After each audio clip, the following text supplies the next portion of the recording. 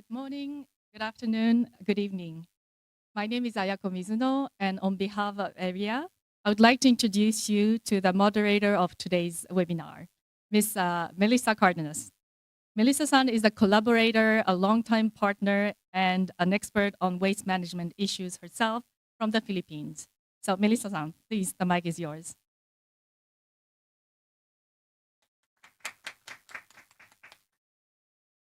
Thank you, Mizuno-san. Hello, everyone. Good morning. It's a rainy morning here in Singapore, and we'd like to welcome everybody to our event entitled Towards Plastic Circularity, Good Practices from Singapore. So this is part of the seminar series called Private Sector Initiatives to Reduce Marine Plastics. This is the 8th country that we have visited so far, and we plan to cover all 10 ASEAN member states. So watch out for the last 2 of our series. I'd like to welcome our guests and speakers physically in this room in Royal Plaza, and also for our participants online.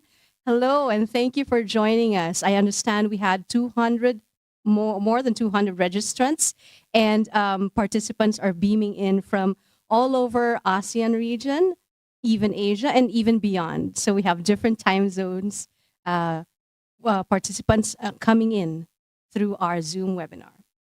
Okay, we will be having for today 5 presentations dealing with plastic circularity, EPR policies and regulations, even coming from the shipping industry, and also from a behavioral change group. And we are very excited to have these organizations represent their various initiatives in terms of plastic circularity in Singapore. We will do that for about 90 minutes, including a question and answer portion. So participants online, please feel free to type in your questions later on, and hopefully we will get to read some of your interesting questions for our speakers. And then at the end, we will also have a short presentation of our private sector platform from our website. So actually, this webinar is hosted by the Regional Knowledge Center for Marine Plastic Debris of the Economic Research Institute for ASEAN and Asia. This is in collaboration with the National Environmental Agency of Singapore and GIZ's 3R ProMar Partnership Program. This stands for Reduce, Reuse, Recycle to protect the marine environment and coral reefs. So welcome, GIZ. And also, it is supported by the Singapore Environment Council. Thank you very much for all your hard efforts. At this occasion, AREA, in collaboration with relevant partners in Singapore, will unpack the country's strategy to promote resource circularity with a focus on plastics, especially in the context of new laws and regulations aiming to improve plastic circularity in Singapore, highlighted in the application of EPR, or Extended Producer Responsibility schemes for plastics. The webinar will be an occasion to discuss the many ways private companies are contributing to combating plastic waste and marine plastic debris. So before we start with our speakers, I'd like to move on to our welcome remarks. It will be given by Mr. Reo Kawamura, who is the director of the Regional Knowledge Center for Marine Plastic Debris of AREA. Reo Kawamura is the director of the Regional Knowledge Center for Marine Plastics Debris, and prior to joining AREA in July 2023, he was the director of the Office of Environmental Education at the Ministry of the Environment of Japan. During his over 20 years of service in MOEJ, he worked on various issues such as climate change, biodiversity, and promotion of sustainable fashion. Kawamura-san was recently involved in the new statutory plan about integrated enhancement of Japan's environment, economy, and society, taking into account recent policy trends including carbon neutrality, circular economy, and nature positivity.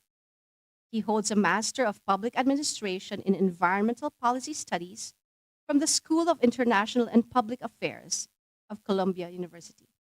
Kawamura-san, the floor is yours.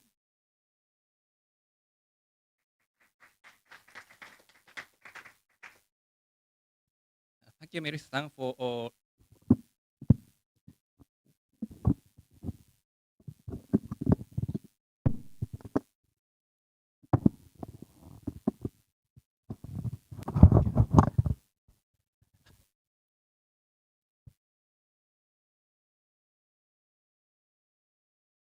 Thank you, Melissa-san, for kind introduction.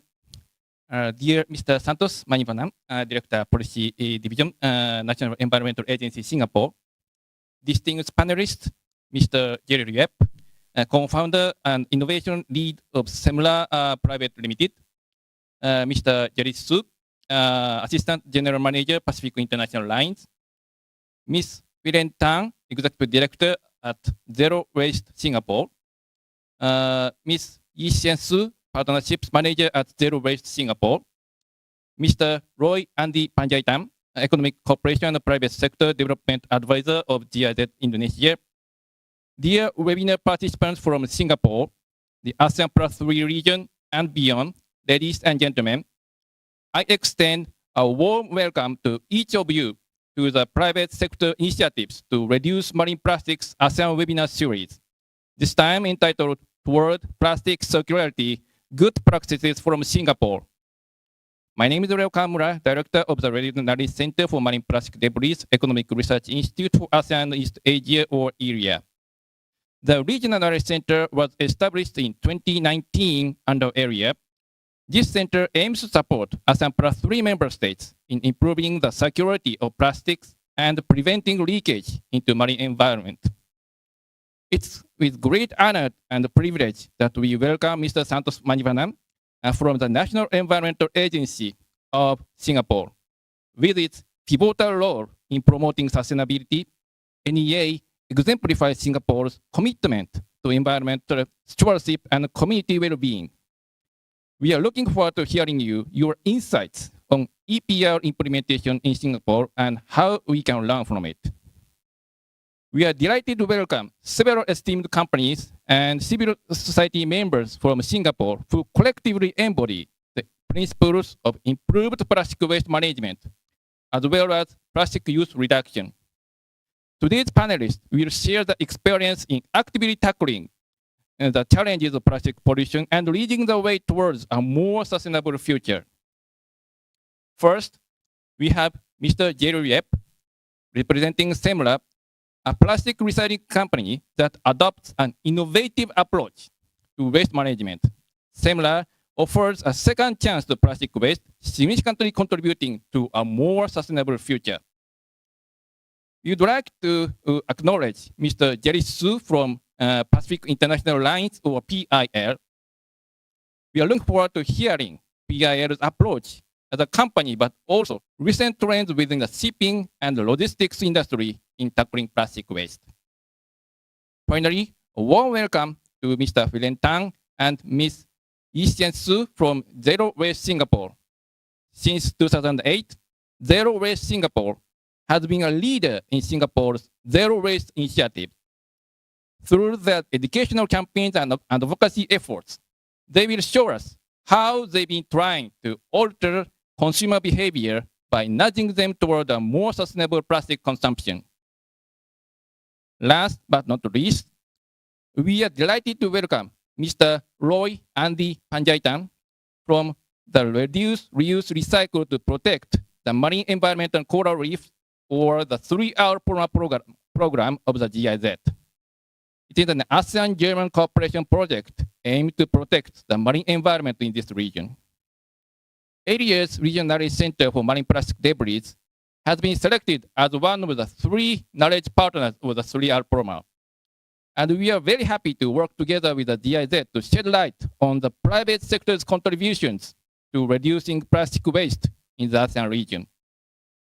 I'd like to note that East and Southeast Asia are considered today to be the biggest contributors of marine plastic pollution due to their growing populations and economies coupled with insufficient waste management.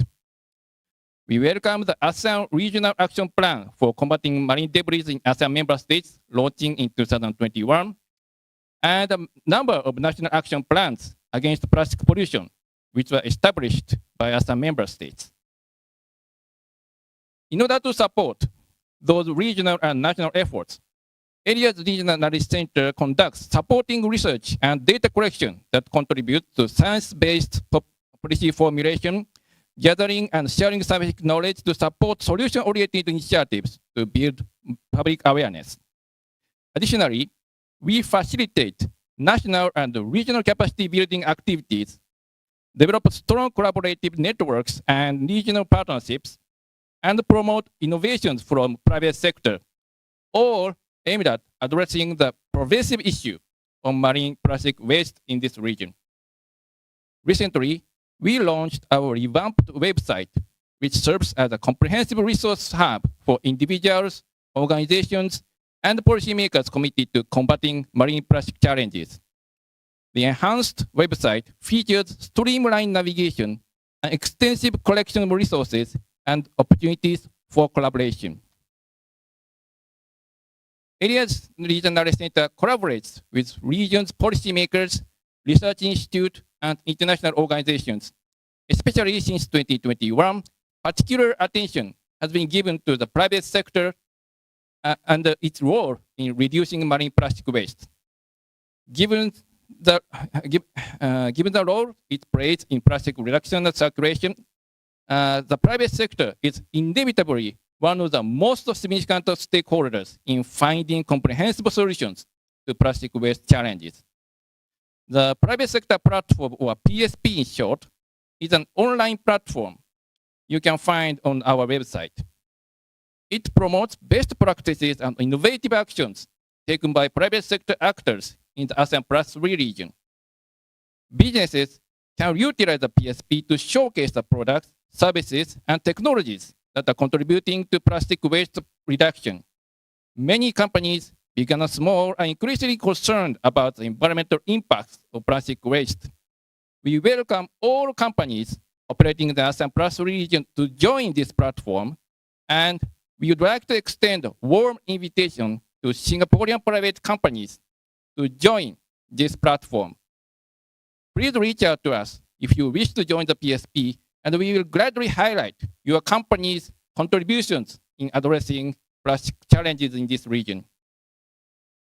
The discussion today will focus on Singapore's strategy to promote resource circularity, particularly in light of new laws and regulations aimed at improving plastic management. I'd like to end my remarks by adding that extended producer responsibility, or EPR, for plastics has emerged as a prominent policy tool in addressing the plastic challenges posed by plastic pollution across ASEAN Plus 3 region. As discussions around EPR intensify, it has become evident that EPR is not one-size-fits-all blanket policy applicable to ASEAN countries with different socio-economic fabrics. Its introduction and adoption, therefore, require careful understanding of its necessity preconditions. On this note, the Regional Knowledge Center is happy to provide useful information, hopefully conducive to meaningful EPR programs development for plastics in this region. Our website provides a comprehensive platform accessing valuable insights on the development and implementation of EPR initiatives, including detailed information on legal frameworks, exemplary practices, and challenges and opportunities within ASEAN Plus 3 member states and globally. We'd like to welcome again visitors across ASEAN and beyond to access our newly designed website, and I'm certain my colleagues will put the website link in the chat box for our online audience. In order to understand our work on private sector, EPR, but also on many other topics you may find interesting, let me conclude my speech by reiterating my gratitude to all esteemed speakers, partners, and participants for joining us today. I'm looking forward to insightful presentations and animated discussions. Thank you very much.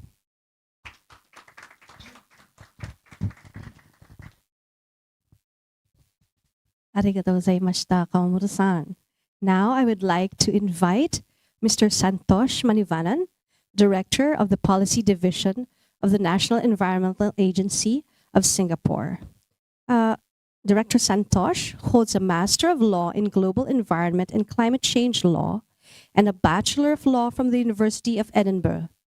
Santosh started his career in the National Climate Change Secretariat under the Prime Minister's Office of Singapore, where he served as the G77 in China coordinator at the UN climate negotiations on the Enhanced Transparency Framework under the Paris Agreement. He also led the development of Singapore's enhanced 2030 climate pledge and the 2050 long-term low emissions strategy. Subsequently, at the Urban Redevelopment Authority, Director Santosh supported the efforts to develop Singapore's long-term land use and infrastructure plans and URA's sustainability framework. At NEA, he leads the policy division in the formulation of environmental protection and public health policies, as well as in safeguarding and advancing Singapore's environmental interests in the international fora. Please welcome to the floor Director Santosh Manivanan. Thank you, Mel. And thank you all for coming this morning. Just like to thank Homra-san for a very kind introduction. Would like to welcome all the panelists to this particular workshop, and I would like to thank AREA for actually organizing this workshop to bring us all together to talk about a very important topic. So it's a pleasure for me to join you today in the seminar. And at the outset, let me just say that the National Environment Agency is pleased to support this initiative. And we commend AREA for your efforts to bring together the various stakeholders here and galvanize action. I think we have heard 200 participants who have signed up from various organizations across the region. And this demonstrates to me the importance of the discourse on plastic circularity, not just for policymakers, but for the wider community, including our private sector, and especially our private sector businesses. So let me give you a little bit of an overview of how Singapore has been approaching this issue. I think we're here to share best practices. To be entirely honest, this is a learning journey for all of us. I will tell you what we have learned, and then of course we can have a discussion on what we have experienced across the board and anything that we can possibly learn from all of us here as well, right? So over the past few years, we've taken concrete steps to enable the circularity of resources. And we've done this in three main ways. So the first is we set a clear policy direction. And I think this is important, especially for the private sector, to have policy clarity. And so we took it as a first step in saying we need to be very clear what our strategy is and what our goals are, so that there's a clear direction of travel for everyone. So our Zero Waste Master Plan, which was launched in 2019, represents a significant paradigm shift towards a circular economy. So packaging waste, including plastics, food waste, and e-waste, were identified as our priority waste streams. And this was important because we have several waste streams and we need to focus our attention on some where we know that there are problems and we need to find a way to tackle them. And in doing so, we actually set ourselves very ambitious goals to increase our overall recycling rate to 70%, and to reduce waste to landfill per capita per day by 30% by 2030. And I think some of you may know, we actually have one landfill called Pulau Semakau, which is an offshore landfill, and that is slated to be done by 2035. So it's very important for us to be working towards efforts to try and reduce the amount of waste that actually goes to Pulau Semakau.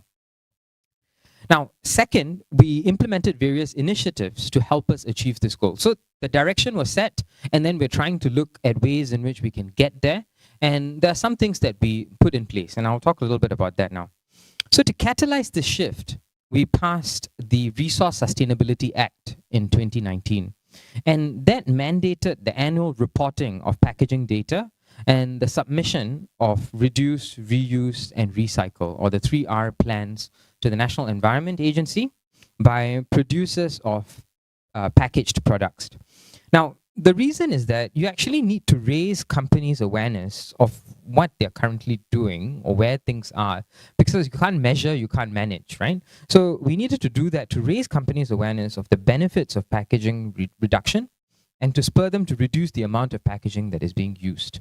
So finding a way to make sure that people's attention are placed on it and getting them the right statistics and data in order to enable them to act and identify where their critical pain points are in order for us to move in a certain direction. So the Resource Sustainability Act also introduced the Extended Producer Responsibility, or EPR framework, where producers will bear the responsibility for the sustainable end-of-life treatment of their products. So we started with an EPR scheme for e-waste, and we're also exploring the possibility of, or the feasibility of expanding the EPR approach to other waste in future, including packaging waste from e-commerce. Now, with that clear direction, initiatives and regulations put in place, the third part of the puzzle was to actually work on the consumers. And that's where we put in place behavioral nudges. I think if you shop in any of our major supermarkets today, you'll be aware of the disposable carrier bag charge, which was intended to nudge us to bring our own reusable bags and reduce our use of plastic bags. And in new hawker centers, for example, where most of Singaporeans will eat their meals, the use of disposables for dine-in meals was actually disallowed. So to complement such measures, so we have, like I said, put in place all of these things, but we needed to work with the industry as well. So what we did is we reached out to the businesses and consumers to communicate the message of reduce, reuse, and recycle, and the reasons why we should all come together to change our behavior and habits. So an example of it is that the Singapore Manufacturing Federation, in partnership with NEA, launched an industry capability building program called the Packaging Partnership Program in 2021. So the Packaging Partnership Program organizes events, training, and initiatives for companies to facilitate the exchange of best practices in sustainable packaging, and has also developed resources such as the technical framework on sustainable packaging guiding framework and practices and 3R guidebook for packaging. So with that, I think it gets to a point where the businesses and consumers understand what best practices are, and they can then exchange notes on how they can possibly go about enabling the circularity of resources. So we believe that over time, these nudges and these behavioral efforts will also pay dividends as we embrace a more sustainable production and consumption across the community. So that's what we're doing in Singapore. But I thought I should take the opportunity, given that we have colleagues and friends from all over the region, to mention a little bit about the importance of working together as a region. So even as we work within our respective countries, it is imperative that we work together across as a region to enable circularity beyond our borders. So the challenges we face in closing the loop on plastics is immense, but so are the opportunities and growth areas that countries and businesses can potentially harness. So we hope to work with our neighbors to turn waste into resource by operationalizing the concept of a regional circular economy. And that will help all of us close our waste loop responsibly. We believe that the wider region is a key marketplace for growth in circular economy and can be a driver for new and green areas of economic growth and jobs. So the ASEAN Economic Community's framework for circular economy has identified key areas where cooperation is needed to be stepped up. And these include harnessing innovation and emerging technologies, harmonization and mutual recognition of standards, and ensuring trade openness and facilitation. So we are happy to continue working closely with our regional counterparts on these key areas and to share our expertise and experience in facilitating the development of a regional circular economy. So this vision of working together to enable circularity beyond our borders requires the buy-in of all our stakeholders, governments, business community, think tanks, and all other stakeholders as well. So I think all of us in this room, as well as in the virtual room, play an important role in developing a regional circular economy. And I look forward to hearing from our panelists and audience on how we can take concrete steps in that direction. And I would like to take this opportunity once again to thank AREA for providing us with this platform and wishing all of us a fruitful discussion this morning. Thank you again.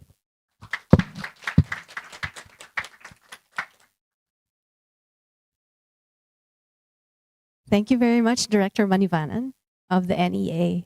At this point, we would like to invite our speakers and panelists. We will have a photo opportunity here. We will form maybe a line. Yeah, so here we will take some photos for documentation. In the meantime, our online participants can have a bit of a coffee break as you prepare your notebooks for a very interesting and intense learning session for this morning.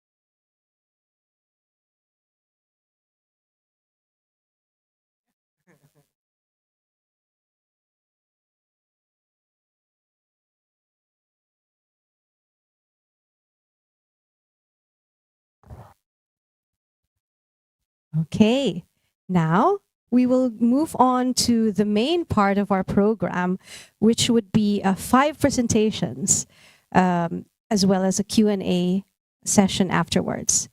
So we have 5 speakers for our 90-minute session. The first speaker is Mr. Michikazu Kojima, who is the Senior Research Fellow on Environmental Issues of Economic Research Institute for ASEAN and East Asia. Michikazu Kojima is an economist specializing in environmental policies, especially waste management and recycling in Asian countries. While currently serving as a Senior Research Fellow on Environmental Issues at AREA since 2015, he has also been the Chief Senior Researcher at the Institute of Developing Economies, or IDE, under the Japan External Trade Organization, or JETRO. Kojima-san has long been actively engaged in the field of international cooperation and also served as a member of the Expert Working Group on Environmentally Sound Management under the Basel Convention and the Technical Expert Committee for Green Industry Platform by UNIDO, and is a course leader of JICA training courses on recycling policy. He has a Master of Science degree in Agricultural and Research Economics from the University of California, Berkeley. So he would be our first speaker. I would also introduce the other speakers.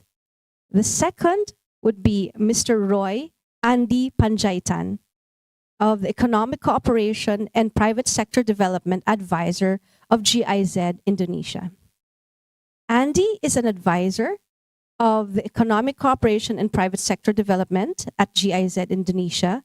And as an advisor, he is continuously coordinating and advising the implementation of the Indonesian component of the regional 3R ProMar ASEAN project with the private sector and relevant stakeholders, including overseeing 2 pilot project activities on innovative approaches to reduce packaging plastic waste in Jakarta and West Java.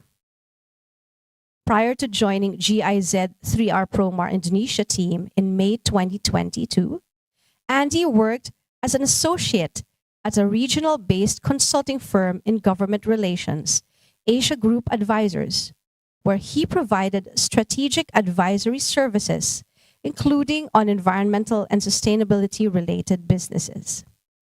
Andy holds a master's degree in business administration from Case Western Reserve University in Cleveland, Ohio. Our third speaker is Mr. Gerald Yip, co-founder and innovation lead of Semula. As a trained chemical engineer, Gerald has held various environment-related positions. His stint as an environmental engineer at a local environmental NGO, where he was responsible for certifications, product development, and training, made him all the more determined to help businesses and organizations achieve their sustainability goals. In 2021, he returned to his alma mater, the Singapore Institute of Technology, to take on the position of Center Manager for Energy Efficiency Technology Center. Later, with a few good friends, Gerald co-founded Semula. He is now living his dream and hopes to co-create an ecosystem of like-minded businesses, organizations, and individuals who believe in making an impact on the environment for the present and future generations. Our fourth speaker is Mr. Jared Su, who is the Assistant General Manager of Pacific International Lines. He leads and advocates for sustainability in the maritime sector. He works to advance sustainable development in the areas of environmental protection, social contributions, and governance best practices.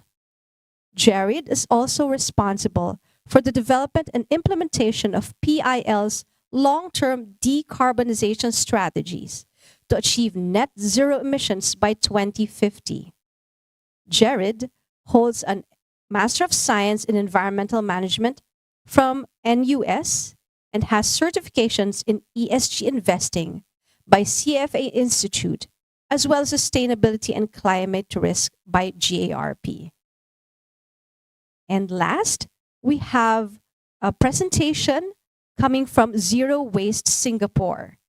From the organization is Ms. Huiling Tan. And at Zero Waste Singapore, Huiling and the team engage corporate, community, and government partners and empower them to take action towards zero waste.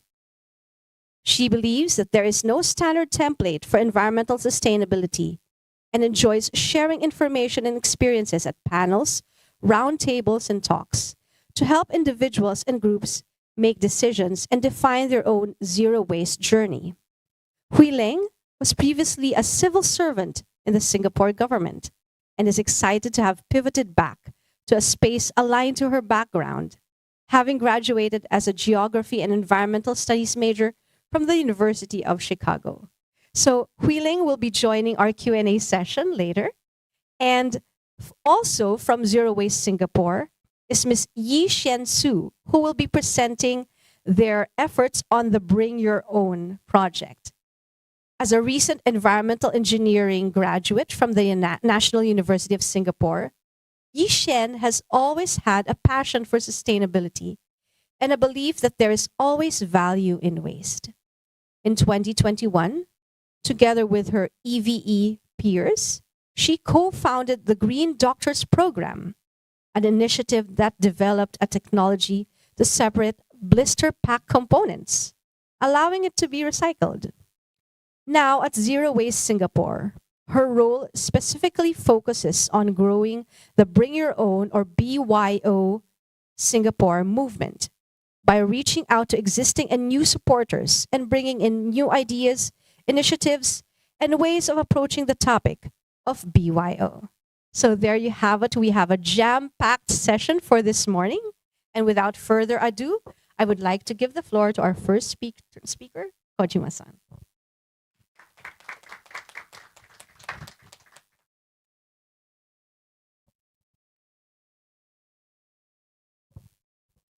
Thank you very much. Thank you for your kind introduction.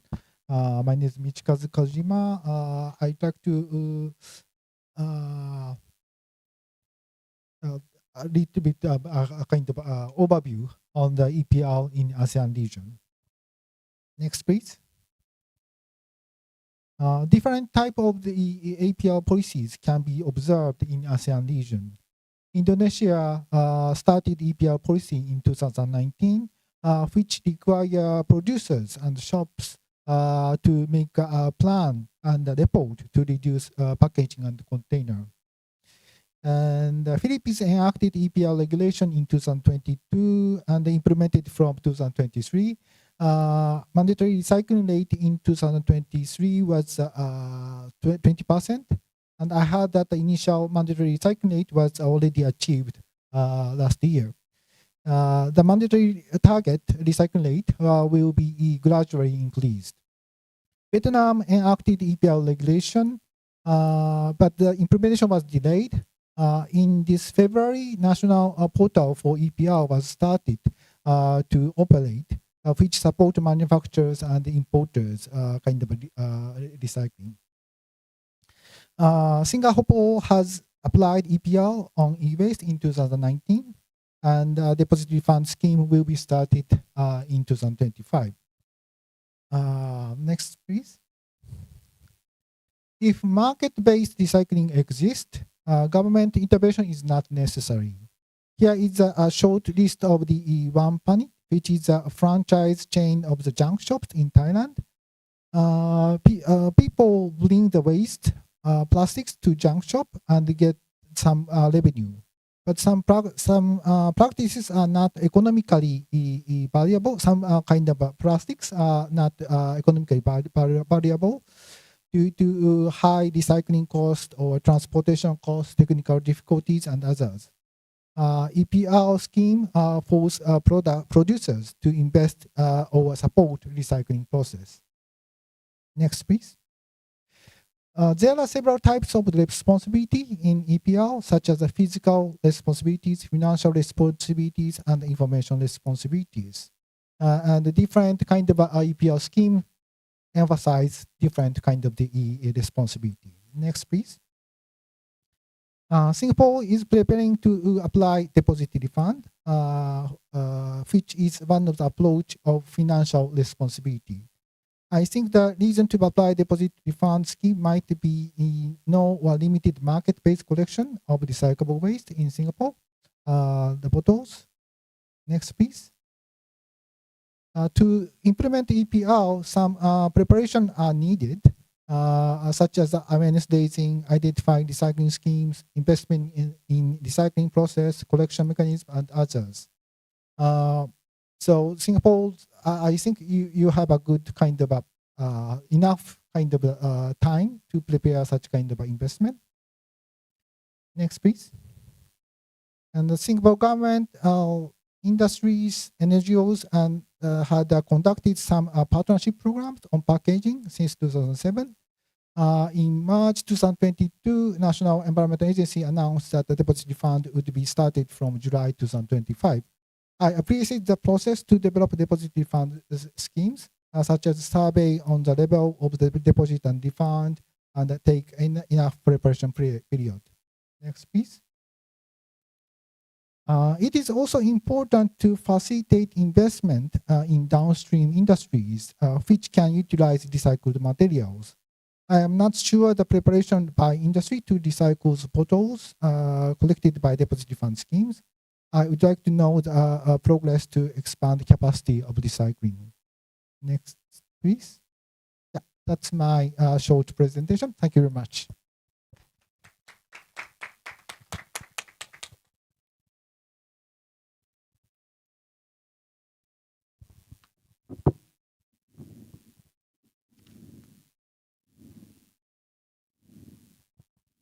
Thank you very much, Kojima-san. We'd like to call Mr. Andy Panjaitan for our second presentation on GIZ's 3R Promar program in the ASEAN region and sharing the EPR good practices from Indonesia. Good morning, everyone. Thank you, Melissa, for the introduction, and also thank you so much, Aria, for inviting me here. It's been a pleasure. I'd like to share some of my current organization's practical experience from GIZ Tria Promari Indonesia, and hopefully it can benefit us during the sharing session later. Yeah, just to give a brief country context of Indonesia, just to add on what Kojima-san has briefly shared before. Currently, we are still fighting to reduce the plastic waste, as also maybe some of the countries experience. In Indonesia, the amount of waste is still worrying. Currently, from the latest data from the Ministry of Environment and Forestry in 2022, 66% of waste is still transported and disposed in landfills. And also the amount of plastic waste more or less is also big, which is around 8 million tons of plastic generated per year. And according to the World Bank data in 2021, 5 million tons of plastic waste is still mismanaged or uncollected. Therefore, Indonesia has moved forward in establishing policy directions and also regulations, especially regarding the EPR. We, from the Environment and Forestry, have issued the P75 2019 regarding the submission of EPR roadmap from the producers to reduce their plastic packaging waste by 30% in 2029. And this regulation is focusing on three sectors, namely manufacturing, retail, and food and beverage. Therefore, we can mention that this has established EPR implementation in Indonesia. However, despite of these regulations, there are still main challenges and major challenges to advance EPR in Indonesia, namely because of these particular challenges. One of them is the lack of coordination among ministerial agencies, and also the regulation of EPR is still not mandatory yet. So therefore, some of the companies still seem it's like voluntary.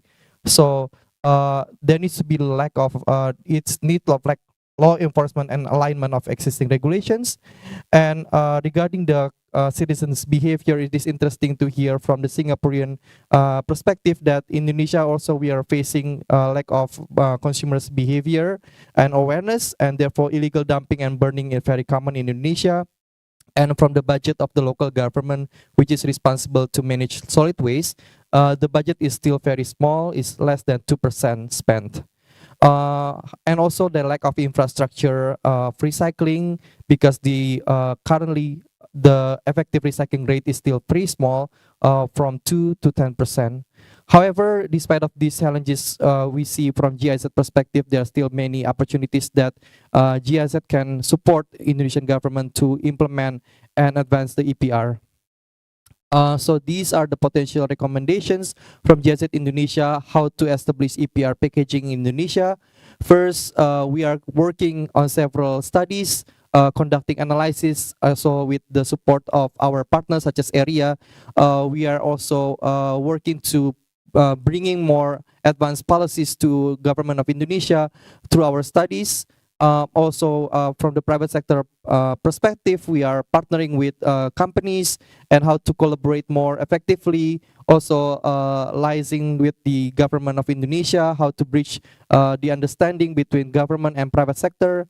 And also, there needs to be clear guidance on the policy target, how to also make sure the recycled content and scope of companies and products that are covered. So here we can share about addressing core challenges from the EPR. First, maybe there needs to be a clear outcome and benefit, especially how to measure the incentives that can be provided to the companies. And also regarding the digitalization and monitoring, there needs to be a clear monitoring agency being set up to make sure there is transparency and traceability of the packaging. Yeah, so here I can share about what does GIZ work to facilitate these processes. First, as I mentioned before, we're providing the policy advice. Also, we work on capacity development with our partners and also the government of Indonesia. And also, we conducting the multi-stakeholder consultations with the private sector and companies and also business associations. Here are some pictures from our previous activities, especially regarding the private sector capacity development. We think that it is essential, very important to engage also the SMEs and the private sector actors to provide them with the support and also enhance their understanding regarding the EPR and how to adapt the government framework according to their own capacities. Yeah, in addition to the capacity development work, we also working on the pilot projects, as has been shared with the moderator before. In Indonesia, we are working on 2 pilot projects regarding EPR. The first is working with our local grant recipient. It is called Diverse Clean Action, and the location is in Thousand Island. Considering Indonesia is an archipelago, so we have a lot of islands, and it is also challenging how to address this ways of collection and how to address EPR from the perspective of land and also islands, because the logistic distribution is still challenging because it is separated between the mainland and the sea. And in Thousand Island nearby Jakarta, if you have a chance to visit the location later, is very interesting in conducting this pilot project because we are trying to address how to integrate the segregated waste collection between the islands and also shorten the flow on the waste collectors. And also we are implementing innovative approaching regarding EPR. One of the innovative approach is conducting reuse and refill, where in that island we are working with the local waste banks communities and also the women entrepreneurs. They are having this the picture on the second slide there. Is like a reuse and refill, where the consumers can bring their soap and also consumer hold products, and then they can use it to avoid more waste. So instead of buying this sachet of plastic waste, they are using the reuse and refill for that. The second pilot project that we are working, it is addressing the EPR from the other perspective, which is how to establish a deposit return system or a deposit return scheme. However, we add more digital innovative approach, where we are working with the brand owners, such as the essential oil and cosmetics products, where the consumers will return these bottles of cosmetics and essential oils, and will be received by the waste banks and also with our local communities of waste collectors, where it will be transported to the waste collection system, and also the consumers can track regarding the packaging with using the apps. And we are working also with the packaging producers and brands to establish the EPR incentive, which is also important because from the business perspective, they need to make sure where the consumers willing to pay additional price regarding the EPR scheme that we are working on.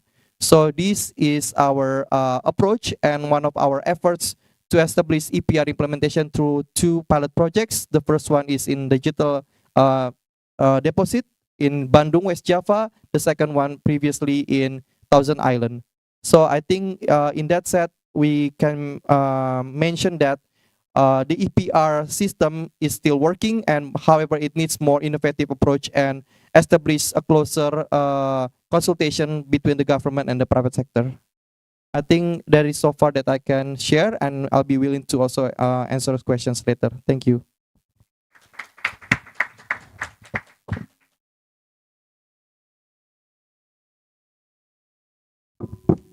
Thank you. Thank you very much, Andy, for such an interesting presentation. There are a lot of efforts from the 3R ProMar team and GIZ, and I relate well because both our countries are archipelagic countries. For our next speaker, Mr. Gerald Yep, he will give us a presentation on his company, Semula, on his plastic recycling business. Gerald?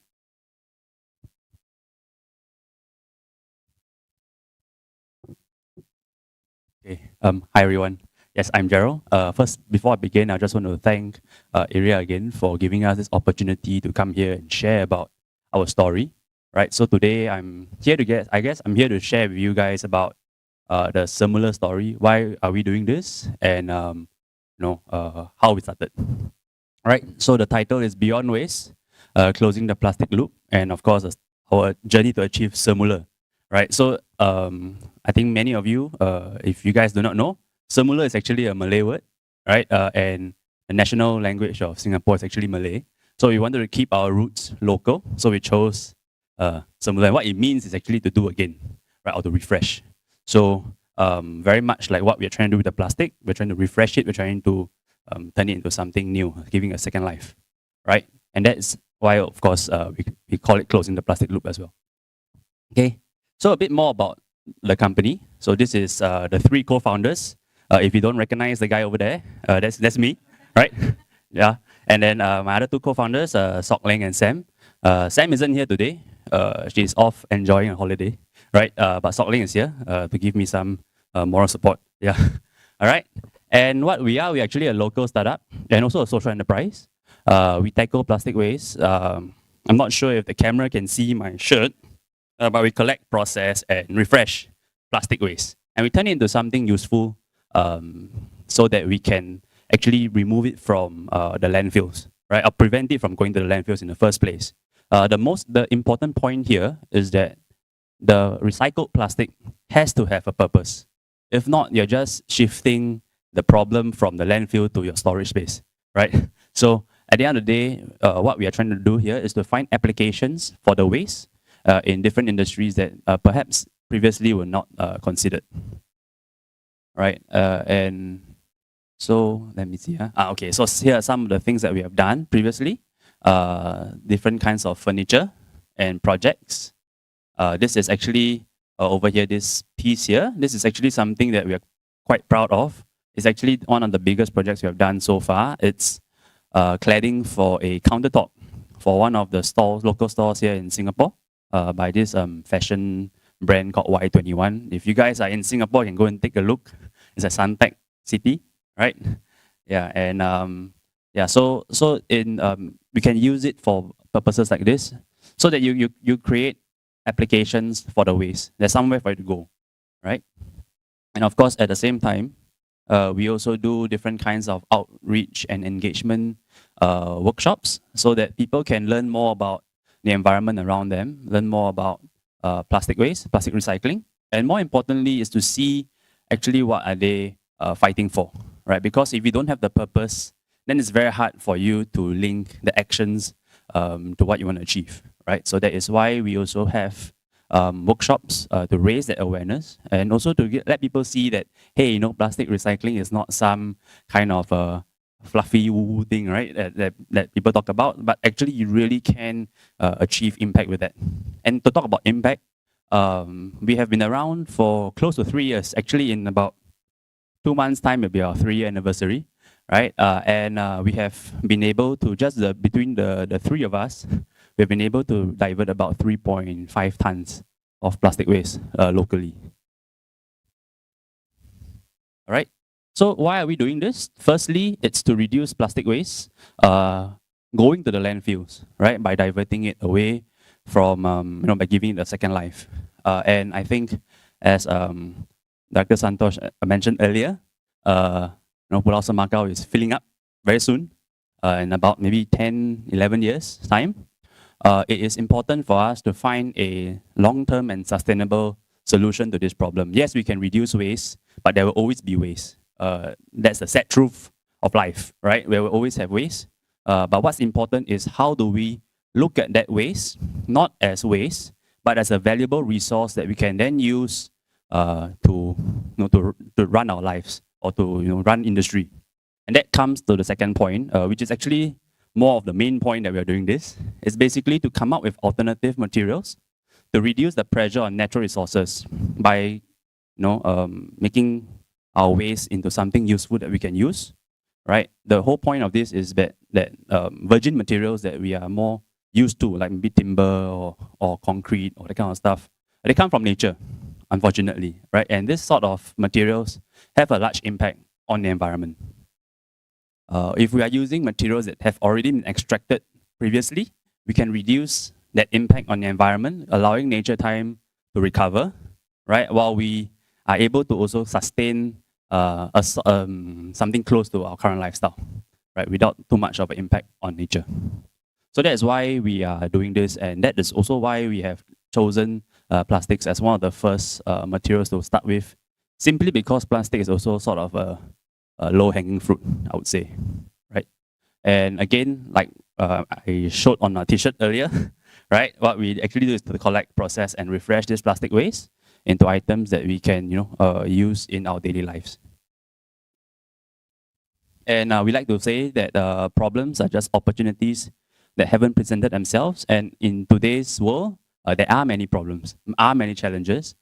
So don't be disheartened. I know sometimes we on the computer, we look at the news and then like, oh, record-breaking hurricane or something that hits the US.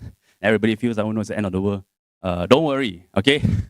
Right? All these are just massive opportunities waiting for you to uncover them, right? And to lead the new generation, or to lead the new wave or the new industry, which is the green industry.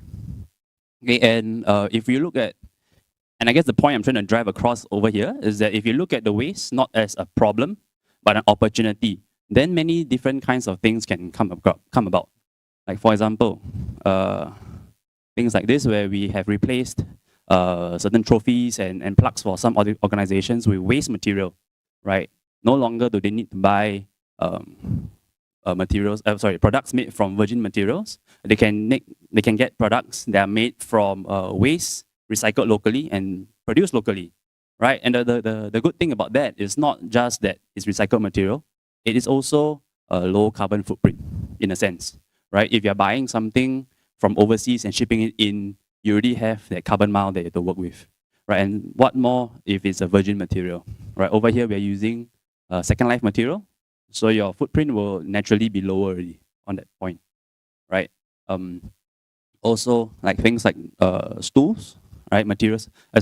Stools and other furniture. And the important thing to note here, right, that even though you see that, oh, we use plastic and wood at the same time, the wood actually comes from locally felled trees. So we work with a local carpenter who actually collects these local trees. The carpenter is Roger and Sons. You can go and look them up, right? But they use this to incorporate into the furniture, making it really totally made from waste, except for the screws. I haven't created zero waste screws yet, right? Okay, and yes, again with the furniture, right? And the point here is this: if we are able to create a product that is made from waste, that is affordable and appealing, then people will not buy it because it's sustainable, right? We are pushing it from other viewpoints that are more what's the word? They are more appealing to people, right? And in that sense, you can convert even people who don't care about the environment, in a sense, right? Because you're not appealing to the sustainability of the product, you're appealing to the functionality and the aesthetics of the product. That's very important because sometimes certain things, certain concepts in sustainability is hard to breach to people. You have to go from a different angle, right? And that is sort of our story. And I say let's press on literally because we press the plastics out, right? So let's press on. Thank you very much.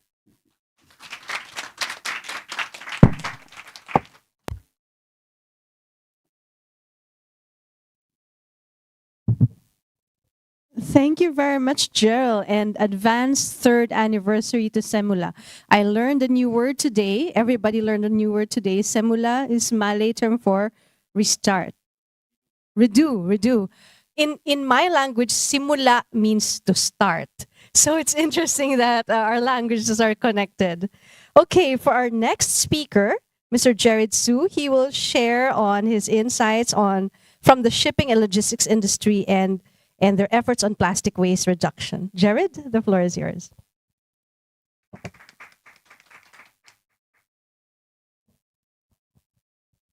That was a really interesting coverage by Gerald. I really like the name Samula, and it seems that both the Malay and Indonesian language are all very meaningful. So, okay, first of all, thanks to Iraya for having me. Thanks for the invitation, and thanks Karamura-san and Melissa for the earlier introduction.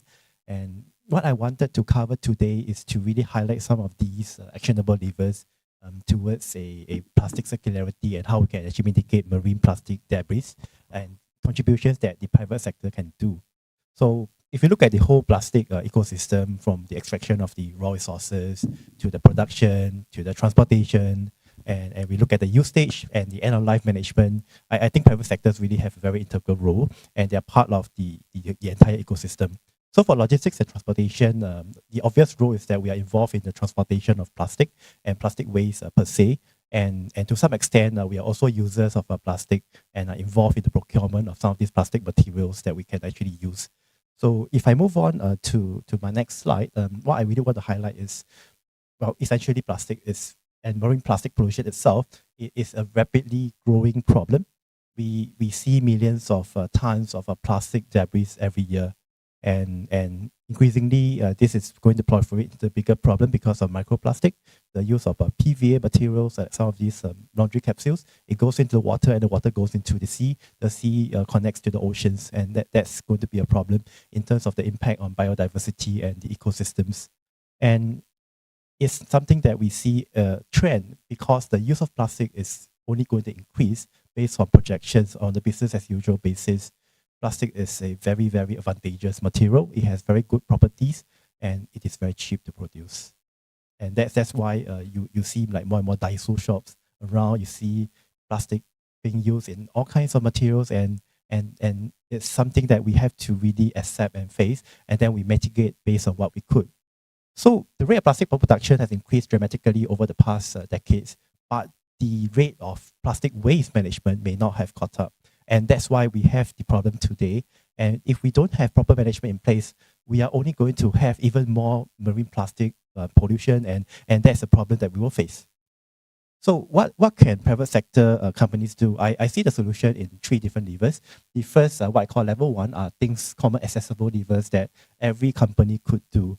Like for example, we could change some of the business and administrative processes to reduce the waste generation. For those in retail, of course, we know that you can actually try to reduce the amount of plastic that you use. You may still offer plastic, but maybe the quantity or the size, to right size it so that the overall amount of plastic that's being used is less. Within the company, within some of your processes, like the way you tape things, you may not want to use cellulose tape. You can actually change to the paper kind, or maybe instead of having to print and laminate everything, some of this could be reduced by using tablets, for example. So these are little things that I think every company will have some common ground to improve upon. And the second point is really to improve the recycling rate by making it easier. Remove the barriers to recycling. Make it easy for somebody, the common person inside your company, to be able to recycle their plastic, recycle their aluminum can, and also to have the right facilities to really get all these materials to be recycled, brought to Gerald at Samula, for example, for them to be recycled. I think after this, we want to talk to Gerald to see whether there's any opportunity to work. We do have some plastic hard hats and things like that. Yeah. So yeah, I'm trying to highlight on the collaboration part. Education and cultivation of a green-minded workforce, or what we also know as environmental conscious people. These are really, really important, and this is where engagement and outreach will come in. Make use of the many different avenues to educate your people. Let them understand what is the impact of some of the actions that we do. How does it actually affect marine life that can be thousands and thousands of miles away? How does it affect come back and affect us? Because if you affect marine life, you are going to have all this microplastic in your food, for example, eventually, because they actually permeate into the fishes, and that comes back to our dinner table. So we must see the whole relationship, and even if it's not from an altruistic mean, from a what's in it for me kind of a perspective. So that's level 1. So if you look at level 2, the companies actually look into their own ecosystem and value chain and look at what are the things that they could do. So for example, if I quote examples from the logistics and transportation company, and from PIL's perspective, we actually look at the consolidation of ship supplies as one of these means that we can actually act on. So when we actually start to consolidate some of these ship supplies, these are basically supplies that goes to the vessels when they are alongside at the port. So they need to replenish the food, the consumables that they use. And typically, you have all the different suppliers trying to make deliveries to the vessel at the same time during that short, maybe like half a day kind of alongside period they have. So what we do is that we try to get the same supplier to supply different kinds of supplies so they can actually put it on the same pallet and then wrap it together. Instead of maybe originally you could have 10 pallets of cargo trying to be hoisted onto the vessel, it can be reduced to just 5 or 6 So you should actually reduce the amount of packaging. So what you see that is actually wrapping around the cargo there is what we call a shrink wrap. These are plastic. Yeah, we try to reduce this way. And on the vessel itself, okay, previously what happened was that the water supply is actually supplied to the ship crew via bottles. One single-use plastic bottles, typically the 1.5 liter variant. And you imagine a vessel of 20 to 30 ship crew. Each day they will consume like maybe 4.5 liters, so that's like 3 bottles. And we have 100 vessels that runs like this. Maybe 90% of the time they'll be at sea. So that works out to be nearly 1 million, about 1 million bottles a year. Very, very significant. So what we're trying to do is that increasingly we are actually getting the vessels to be equipped with water filtration facilities and mineralize the water so that they taste similar to what they are used to. I think that's very important because end of the day, you need the seafarers to accept that what we are giving as an alternative is not only environmentally friendly, it's also socially acceptable to them. I think that is also something that we have to look at. And that helps to reduce the amount of bottles that we have. And the picture there is basically a picture of the ship crew with their new reusable water bottles and the water that's actually from the filtration system. Okay. So if you look at the wider scope of things, we also have like a port example. What you see in the third picture over there, these are actually rubber tires. And they used to be shipped this way, shrink wrap, packed together in very dense pallet configuration. And what PSA Singapore has done is that they actually change the reusable packaging to those canvas tarpaulin that can be reused many times instead of having the shrink wrap every time that they have a delivery. And bear in mind that PSA actually runs like 4,000 or 2 to 3,000 prime movers a year, and that's a lot of tires that we're talking about. Okay. So that's within the company itself. But if you want to have a more systemic change, bigger impact levers, these really have to be done on an ecosystem or sectoral basis. So if you look at the shipping industry, for example, I think some of the biggest levers that we see today, it really comes from a very concerted efforts. Like for example, if you look at the MARPO NX5, MARPO means marine pollution, is the regulations that concerns with marine pollution. NX5 talks about what you cannot use, what you cannot actually dump overboard. Every single garbage, most of it, you have to bring it to the port, the land side, in order for it to be handled with the right facilities. And that really dramatically reduces the amount of waste that is thrown overboard. And if you look at plastic waste as a cargo, previously there was no prohibition, but of late, more and more lines are actually, of course, it's also aligned with national regulations. We are not shipping plastic waste by container shipping mostly. And some lines has even gone further by totally cessing out from the transportation of plastic waste, meaning that the line will refuse to ship. So we are actually trying to make changes. You see systemic changes such that it is now less and less convenient to ship containers of plastic waste. And that helps to actually direct the ecosystem towards domestic and proper handling of the waste itself. And the last one, I just want to draw the linkage. This is not really something that's meant to tackle plastic waste, but it is something that I thought is going to have a very big impact. Because what happened is that we do have within the industry the 2023 IMO strategy on reduction of greenhouse gas emissions for ships. It means that the industry itself is trying to decarbonize and move away from fossil fuels to have net zero emissions by 2050, thereabouts. Some lines are more aggressive, have set 2045, 2040 targets, but what we generally expect is that by 2050, you will see lines shifting away from fossil fuels. And I thought that's very important because fossil fuel production is one of the reasons why plastic is so cheap. Because the feedstock, the naphtha that's produced through the distillation processes, it's really just a byproduct that's waiting to be used. And that's why it's available so cheap and we can have all the disos and cheap plastic products. So hence, once the industries, such as the shipping industry, shift away from such use of fossil fuel, probably you will see the economic cost of plastic to be more equivalent to the environmental cost. And that's very important. So with that in mind, I look forward to the panel discussion later. So maybe I'll hand over the airtime to Ishin. She will have something wonderful from Zero Waste SG. Right.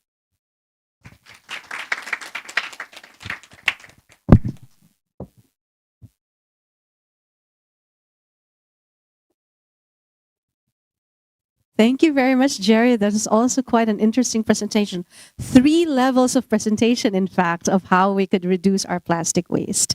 And for our next presenter, may I call on Ms. Yi Shen Su from the Zero Waste Singapore on the Bring Your Own campaign to support companies in nudging the reduction of consumers' plastic shopping bags.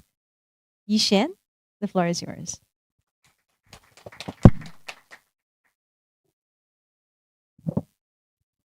Okay.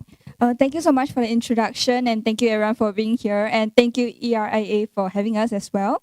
And so I'm from Zero Waste SG, and yes, we are a charity NGO driving actions towards zero waste in Singapore through education and advocacy. So just now we talked a lot about tackling plastic waste, but for us, we really believe in the reduction of plastic waste before tackling the problem at the end. So we have 4 main focus areas: food waste, plastic disposables, household recycling, and organizational waste. But for today, I'll just zoom in into our BYO movement, which tackles plastic disposables. So this BYO Singapore stands for Bring Your Own, and it's a movement started in 2017 to encourage retailers and businesses to really build this BYO culture in our community. And over these years, we are actively looking for more organizations with initiatives to encourage people to bring their own. And also we have established our own website called byorosingapore.com, which you can also check out, where we have a list of all the brands who have been supporting us so far. So we said BYO supporters, and what do? They really just have initiatives to encourage people to BYO, either through incentives like, they have 50 cents off if you bring your own cup to buy a drink, or through disincentives. For example, they charge 10 cents on your plastic bags, or maybe some of them just encourage BYO through their educations, campaigns, and programs and things like that. Yeah, so that's about our BYO program. So just now we've heard a lot about plastic waste, packaging waste, and how to align them with national regulations also. And us as an NGO, we actually have a very unique role to play in terms of rolling out regulations, and that's what we want to share today. So in terms of regulations, what we try to do is we try to provide our feedback and have our own standpoints to try to influence these policies. And in terms of the consumer sides, we also want to hear from them. So we want to gather their voices to kind of validate these regulations that are being rolled out. And when they are rolled out, we also support the regulations if we see that, this really drives us towards a zero waste nation. And if not, we also have our own standpoints and we try to advocate for that. So in this picture, that's our team with the facilitators at the Zero Waste Master Plan, FGD. And on the right, you will be very familiar with this. As mentioned just now, this is the plastic bag charge of 5 cents that was rolled out last year at all the supermarkets.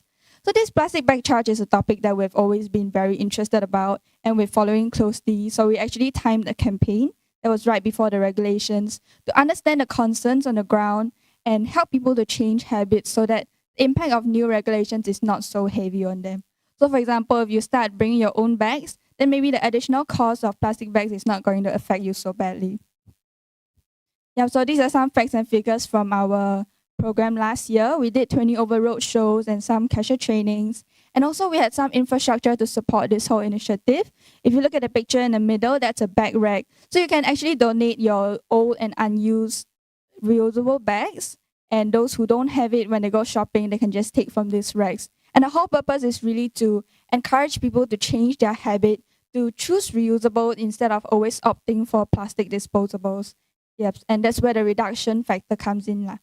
So if you look at the 2 bottom pictures, that's our training sessions with the staff and cashiers, because they are the people who will actually be bringing this whole message to consumers. So we want them to understand what this whole thing is about. And we also did a survey with over 8,000 shoppers.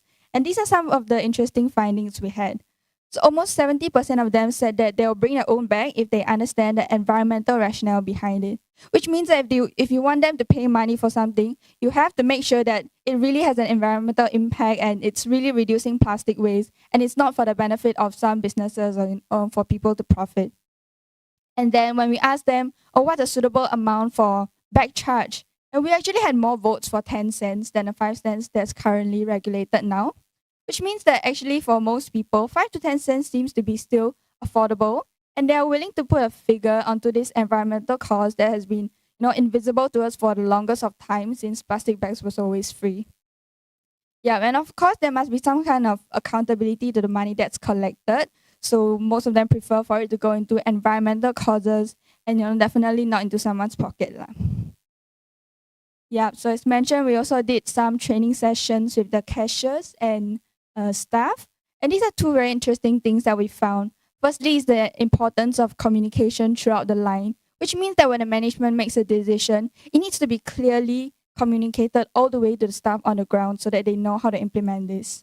And the other thing is the need for a holistic support for all our frontline staff because they are the ones receiving questions from all the consumers like, hey, why do I need to pay an extra 5 cents for something that's always free? And also they will have concerns that's more operational that usually we don't see at the management level. So this support can actually come in the form of, let's say, preparing FAQs for them so that they can kind of preempt what kind of questions they'll get from consumers. So they will be ready with the answers. Or it can also come in the form of having staff feedback channels where they can surface these ground issues to the management to resolve. So last year when we went down for this campaign, this is really what we tried to do. We tried to understand what implementing new regulations mean for the staff from their point of view, and we help them understand the whole reason behind implementing a back charge and also equip them so that they are ready to bring this out to the consumers. So in a nutshell, that's what our whole campaign was about. If you want to know more, you can also check our report on our website. Yes. So in summary, what we really wanted to share is how Zero Waste SG comes in between policies and consumers on a ground level. Firstly, is the importance of context when it comes to implementing regulations. So context in terms of context for stakeholders or for the environment where these regulations will be rolled out. So for example, let's say in a supermarket where you have a lot of returning consumers who is doing their weekly grocery runs in very large volumes, they're definitely going to need a lot of plastic bags. So if you really charge a high cost per plastic bag that they take, it may increase their cost of living. But if we're talking about stalls that sells maybe snacks and consumers usually buy them in small amounts and they usually don't need a plastic bag, then it makes more sense to charge a little more if they take one. Because the whole purpose here that we're advocating for is not really to phase out plastic bags, but what we're saying is we want to nudge their behaviors of reducing and learning to say no to things that you don't actually need, especially, usually always come in excess. And the second part where Zero Waste actually comes in is to surface ground data that's usually overlooked in the management level. And we want to try to translate this message and, customize them to the target audience who really needs to know this. And this sometimes can be as simple as just having them in different languages to accommodate for the different demographics. Or sometimes it's really preempting questions that the consumers may have to get the staff prepared. Yeah, so in general, Zero Waste SG complements the efforts of national regulations and corporate sustainability programs so that, we connect them to this data and information on the ground so that when regulations are implemented, not only they will be successful, they can also be more sustainable. Yeah, so in general, we believe that every little change starts from a small change in mindset. So we really see a point in the things that we do in terms of education and nudging behaviors. Yeah, so with that, I've come to the end of my last slide. So thank you everyone for listening.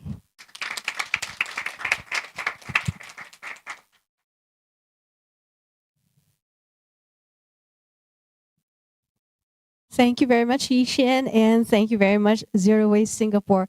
That was a very insightful presentation, and I like the part where you also took the time to relate with the frontline staff of how they're also implementing on the ground because there are foot soldiers, so to speak. I'm excited to move on to our question and answer portion of this session. And for this one, I'd like to invite Executive Director of Zero Waste Singapore, Ms. Huling Tan, to join the panel discussion here. And we will now shift to our question and answer portion. So our online audiences, if you have questions, you could type in the chat box. And in the meantime, we also have some questions already for our speakers as we wait for your interesting questions as well. So we'll move to this view of our panel discussion for our Q&A session. Well, firstly, we do have a question for Director Santosh of the National Environmental Agency. One of the difficulties of conceiving and implementing EPR programs are how to bring all the stakeholders on board. And in a sense, the coordination needs to be done among the different ministries within government, and then with the private sector, from producers, retailers, into the service sector, and then finally to the consumers. So what do you think are the key things to build stakeholder-wide consensus, and so that the EPR does not just look good on paper or in theory, but it's actually implemented and enforced?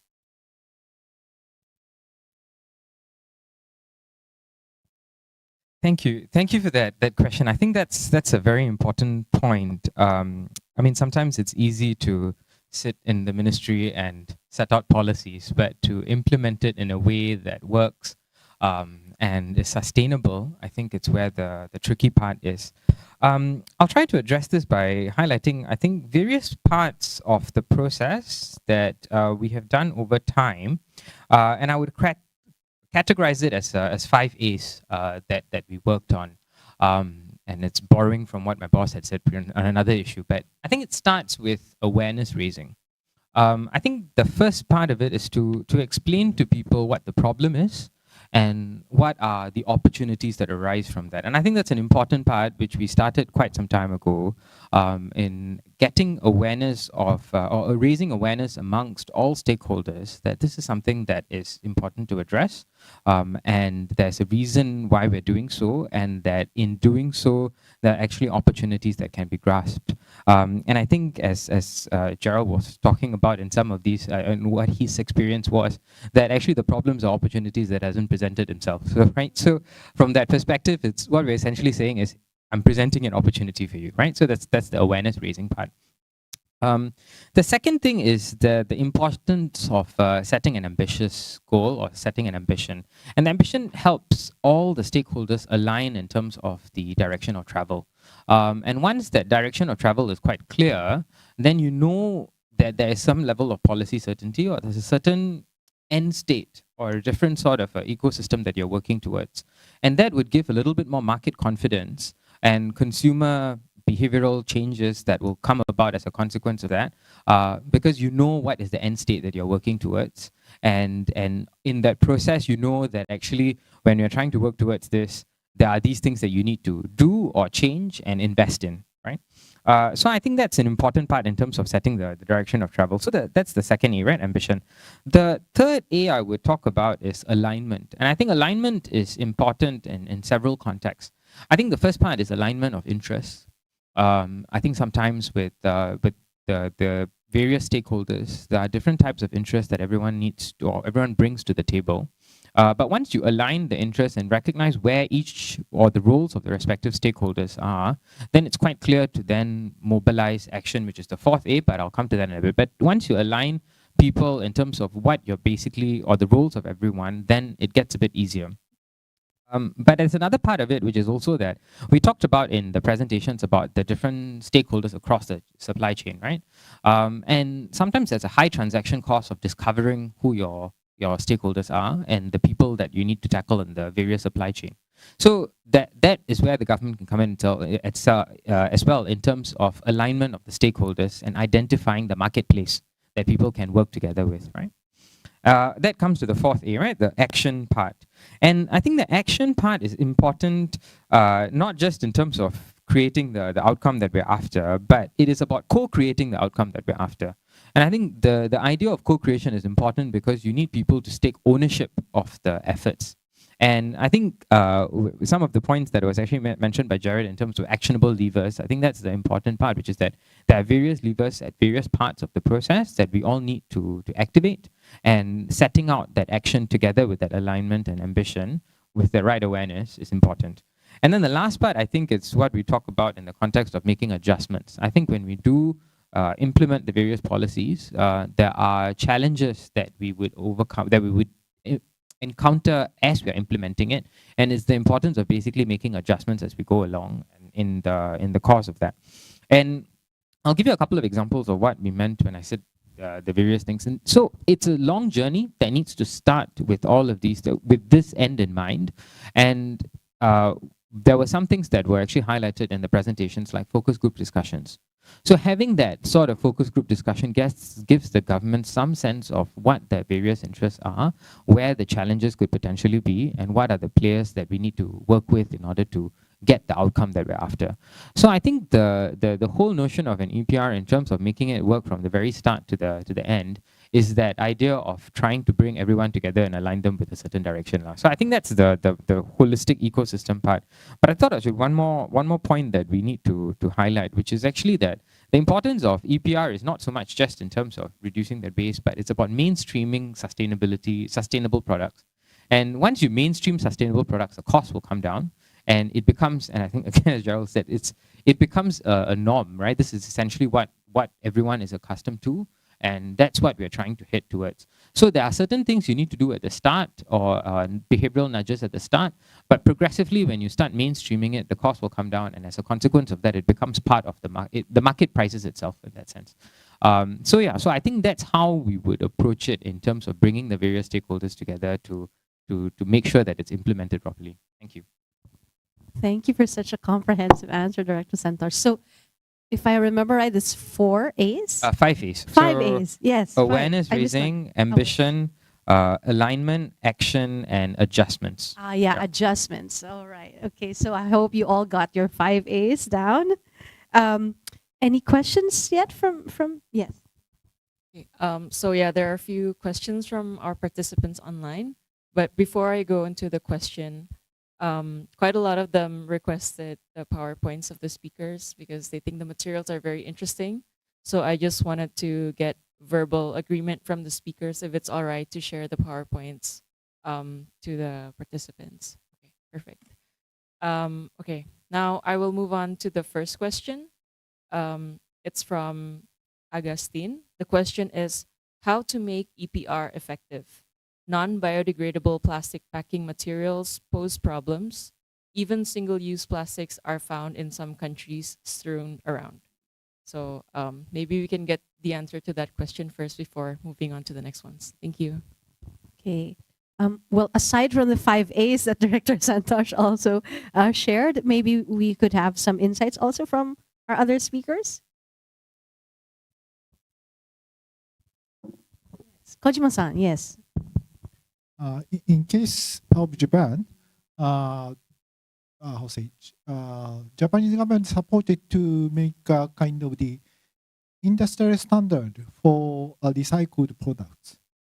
Yeah, for example, like the PVC pipe made from the virgin plastics in the outer layer and inner layer. At the between outer layer and the inner layer, we can use plastic waste. So the water is not touched on the kind of recycled materials, only virgin materials. But some percentage of the PVC pipe is made from the plastic waste. So such kind of industrial standards is kind of one of the measures to promote the kind of the recycling industries. And also, such kind of the products might be the kind of target item of the green public procurement program. Like a local government or a central government invest in this such kind of a sewage treatment or something, then they can use such kind of the pipes. So I think the important thing is a kind of industrial standard to make a kind of quality assurance, and also kind of make a kind of demand from the public sectors or some private sectors also. Yeah, that is my kind of the comment. Yeah. Thanks, Kojima-san. I guess it's also really a multi-leveled, multi-layered approach. Like Jared was mentioning, the 3 levers or levels of change. You can't just expect consumers to just participate and just rely on behavioral change, but you also don't want to just rely on systemic change from industry. Both of them should meet halfway. Yeah. Okay. Any other question, Ivana-san? Thank you. Thank you, Kojima-san. The second question is from Sai Wee. Aiming to stop international shipping of plastic waste could potentially counter the efforts of plastic circularity. Isn't the Basel Convention meant to control shipment of clean plastic waste from one country to another for commercial recycling? Thank you. Interesting question. Jared, would you like to tackle this one? Okay, if we are talking about the Basel Convention, it's a pretty complex issue. And in terms of the ground implementation, it really also depends on the national jurisdiction that we're talking about. For example, if you are talking about plastic waste itself, so far only a few countries have instrumentalized it to prohibit the importing of plastic waste. So we're talking about places like China, and I believe in Southeast Asia, Indonesia, and Malaysia has some of the related regulations as well. So for shipping lines, of course, we could take voluntary action to cease shipping plastic waste altogether, or the mainstream approach today is that we really work in line with what is allowed and what is not allowed. So under each shipping line's own harmonized system of how you handle the cargo, because remember that all this cargo, while we do not open up the cargo to see what's inside, we base it on a declaration purpose. So based on the declaration, we know that it's plastic waste and it goes to a certain country. So upfront, we are able to filter out those that are prohibited and be able to refuse it upfront to stop it. But of course, there are also cases whereby if it's undeclared, then that's a totally different matter altogether. We're talking about kind of like smuggling kind of activities, and that falls under the purview of organized crime and how you manage it, which is a different issue. All right, thank you so much. Yeah, There's one more question from the audience for now, so I will read it. This question is from Eric Velasco. Singapore has put forward a good number of initiatives to minimize plastic waste. Can you kindly share how effective these initiatives have been? For example, in plastic recycling rate or collection rate. How can we ensure that our interventions are effective in bringing us closer toward plastic circularity? Thank you. Yeah, I'll take that. I think that I mean some of these things are recent initiatives, but I'll talk about the disposable bag charge. Actually, that has based on our prelim sensing. I think we're looking at 50 to 80% reduction in terms of disposable bag disposable bags used. So I do think that there are some reductions that we are seeing, and I would say that as a general principle. The fact of the matter is that it will take some time for the reductions to materialize, because some of these, especially EPR schemes and things like that, there's a whole tail in terms of infrastructure planning that needs to be done together to enable that. But I think that we are seeing some helpful statistics that demonstrate that the interventions are resulting in some level of reduction. But I think at the end of the day, the critical point, and I think that was mentioned across the board in several presentations as well, is the notion of reduction of use to begin with. Right? So you have recycling rates that we can track, and we can talk about how many, like percentage recycling that we can possibly put through. But actually, reduction at source is one of the critical things that we would need to look at. And so that comes back to consumer behavior and finding a way to make sure that people don't take more than they need. And so I mentioned the disposable bag charge because that is one where people actually bring reusable bags, and we know that actually there's a certain reduction that we have already started seeing. So that is, to me, a helpful and I think encouraging sign. Thank you, Director Santosh. That's it for now from the online participants. Oh, actually, one just came in like just now, so I will read it out. It's from Tan Beng Hui. Nowadays, the whole world is talking about plastic pollution. As far as I'm concerned, plastic causes environmental problems such as air, water, and other pollution as well. If we use the term plastic pollution, I'm worried there will be more other pollution terms that will be used in the future, such as metal pollution, glass pollution, etc. What are your comments on this matter? Thank you. Kamamura-san. Okay. I'm not confident to answer everything about the pollution issues, but I'd like to try to address that.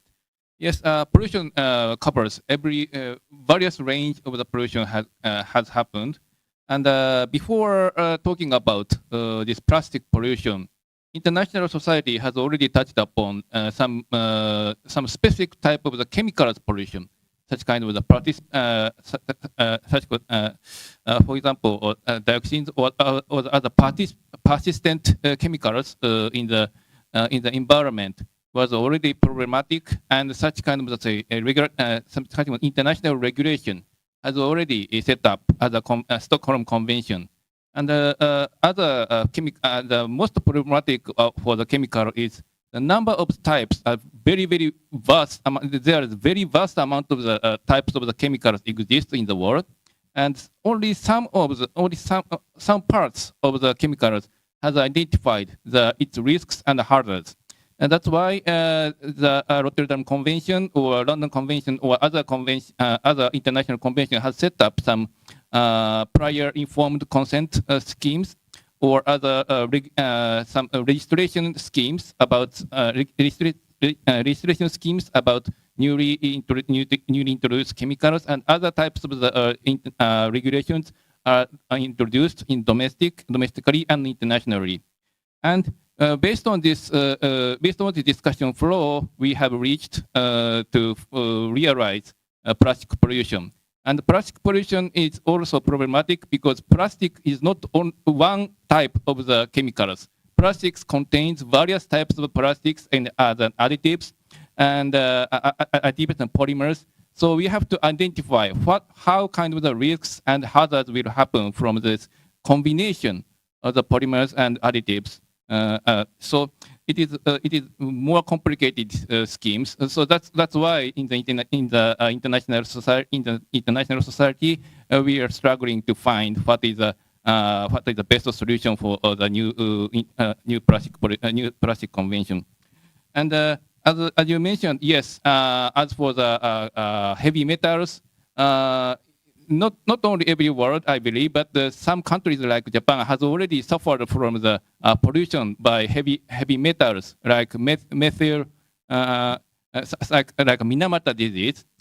Yes, this is methyl mercury is a very problematic heavy metals which cause serious health damage in the Kyushu region in Japan.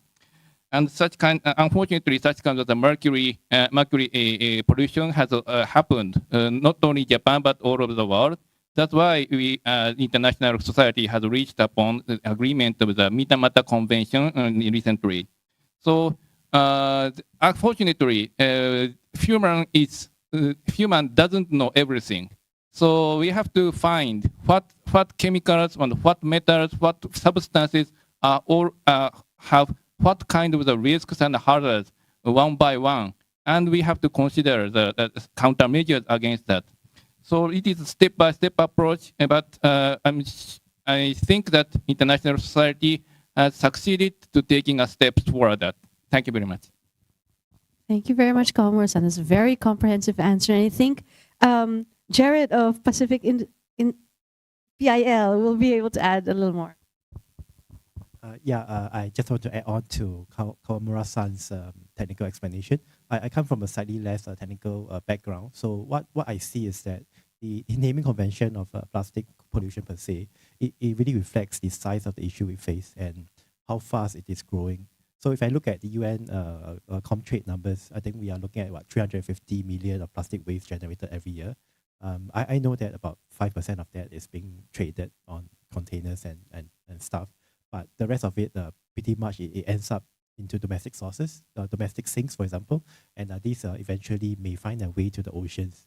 So why we look at plastic is because it is a very difficult issue to treat, and it, as I mentioned before, it proliferates to such an extent that actually it goes into our food at our dinner table eventually, and it's also becoming a bigger issue when we actually go into the scope of microplastics, and that is just a testament of how big the issue it is.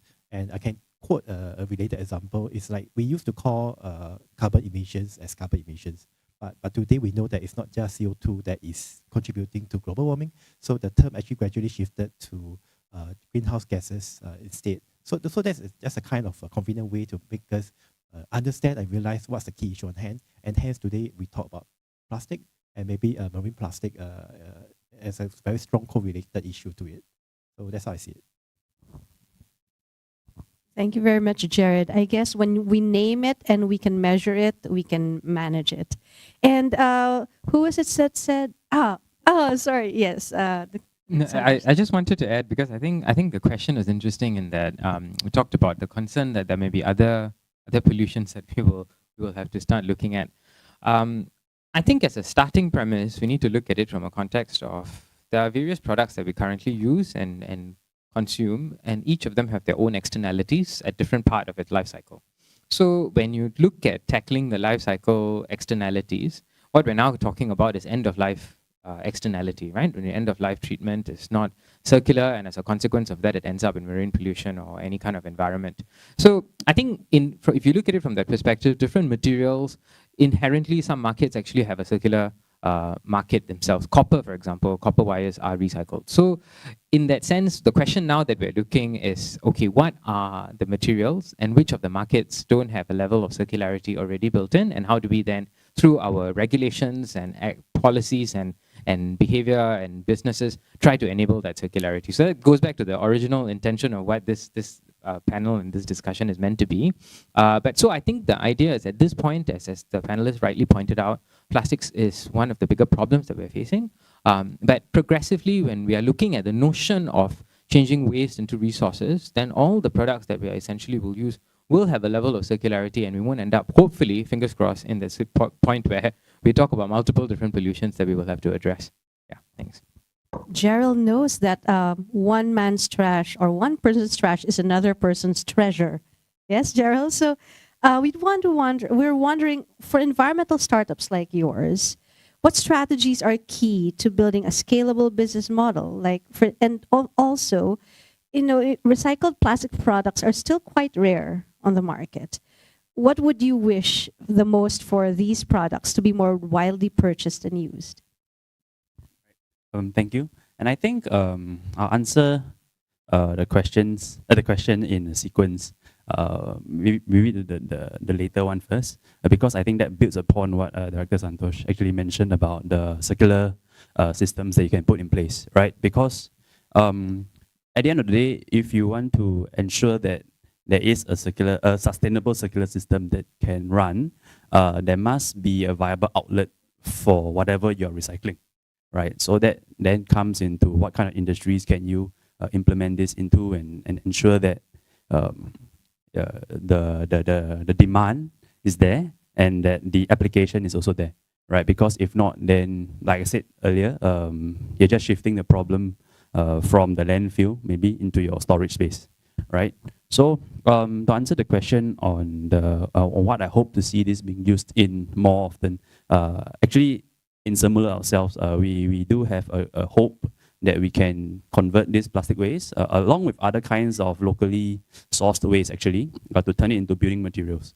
And hopefully, HDB, if you're listening, hopefully we can build buildings with this down the line, right? Because if you can turn waste into construction materials, then you have a very big market to reach out to. Why? Because not just because from a sense of making use of waste, but concrete and cement are materials that come from from industries that impact the environment a lot, right? So by coming up with a alternative material made from your waste, you not only are able to maybe even keep the industry local in a sense, but you're also able to divert the impact away from your limestone caves and limestone mountains, right? They are being affected greatly by this industry.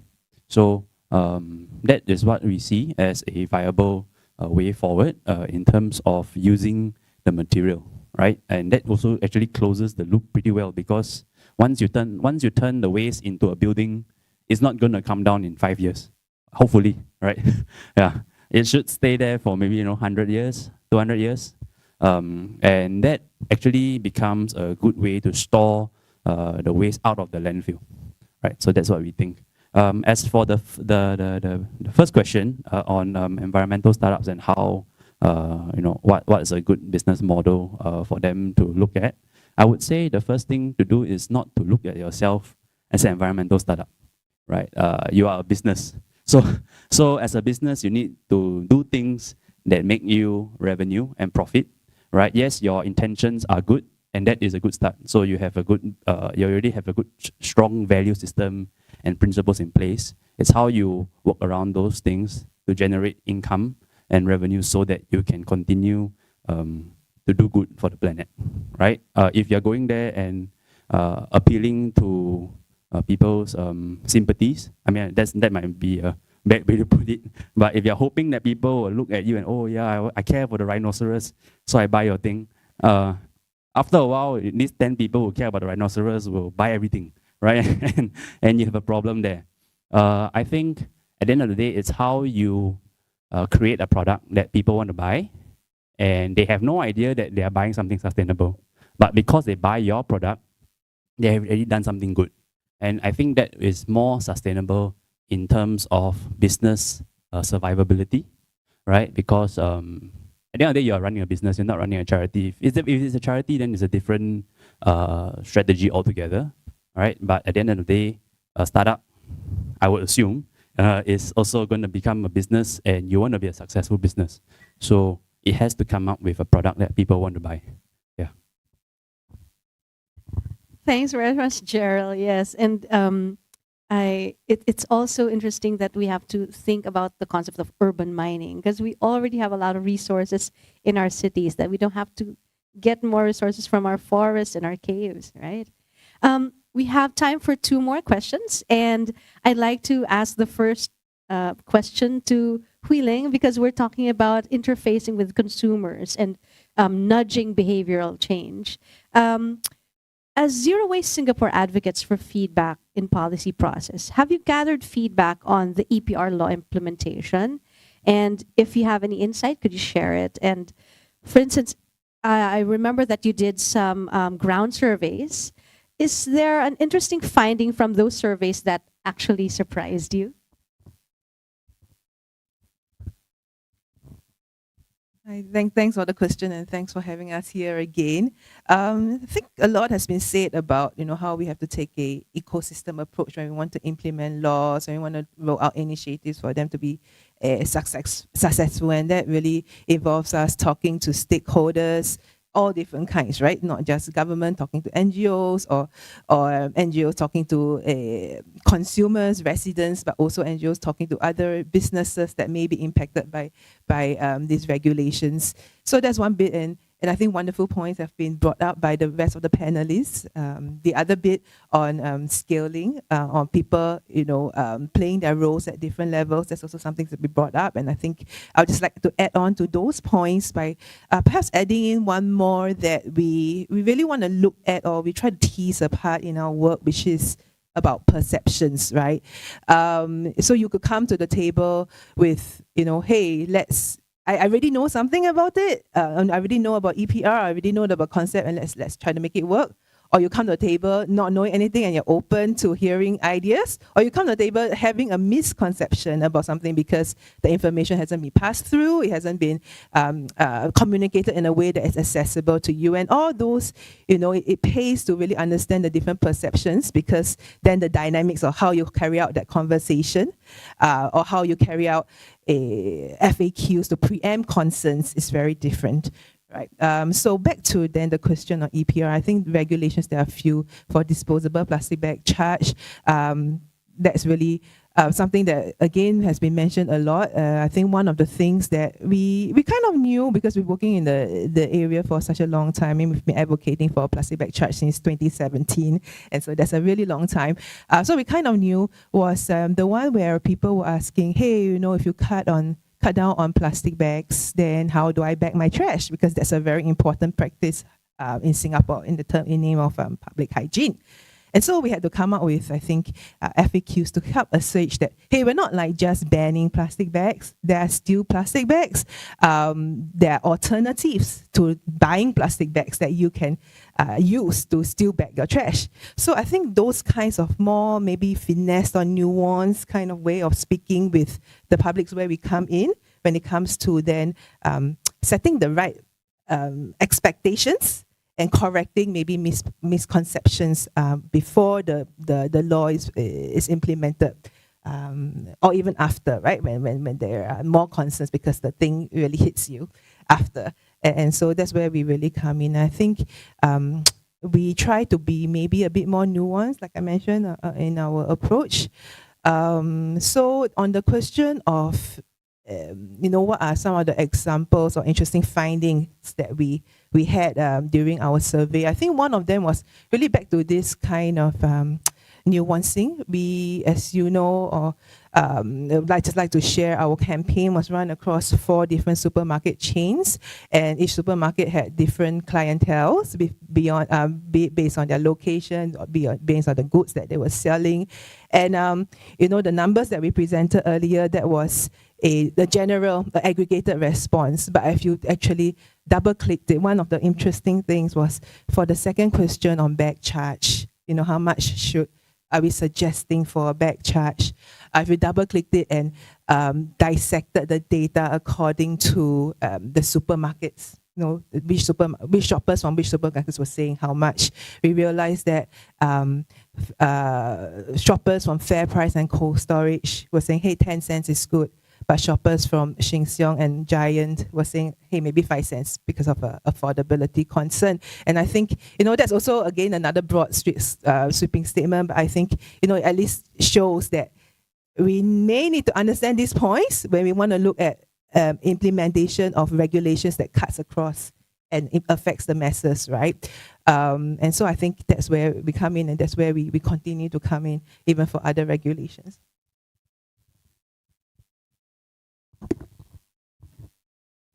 Thank you for sharing that, Healing. That's a very important detail, a very interesting detail about the nuances of the surveys. And it's interesting to find out if there are also nuances that have been seen in the implementation of GIZ's 3R Promar in Indonesia. So, Andy, would you be able to share more of your experience for working closely with the private sector on plastics in issues in Indonesia? And then, given your background, what are your key messages when you think of the EPR movement for plastics in the ASEAN region? Could you share about that too? Yeah, thank you, Melissa, for the questions. I think also it's interesting to hear from the experience in Singapore, from the ongoing development of our consultation with the private sector. It is very interesting also to know their background regarding, as I mentioned in my presentation, what will be in it for them. For the companies, they often ask about whether there are incentives or specific punishment or sanctions that will be implemented in the EPR regulation, because right now the EPR regulation in Indonesia is still ongoing. However, the government is aware about these questions from the companies and private sector, because we often conducting these roundtable policy discussions, FGD, and we invite multiple stakeholders, including private sector and government, so they will be having opportunities to discuss, and the government is open to provide further information. I would like to add as well that GIZ Tria Promar has provided these FAQs, as I heard from Ms. Wheeling. In Singapore, also in Indonesia, we have announced or issued the guiding documents of FAQs for the EPR regulation just recently. So there are some still confusion or questions from private sector about the details of this EPR, but through these FAQs and guidelines, we are helping the companies and private sector to understand better how they should submit their roadmap regarding how to reduce the 30% of packaging until 2029. Also, I think it is important as well to make sure that this regulation will be implemented in the ground level.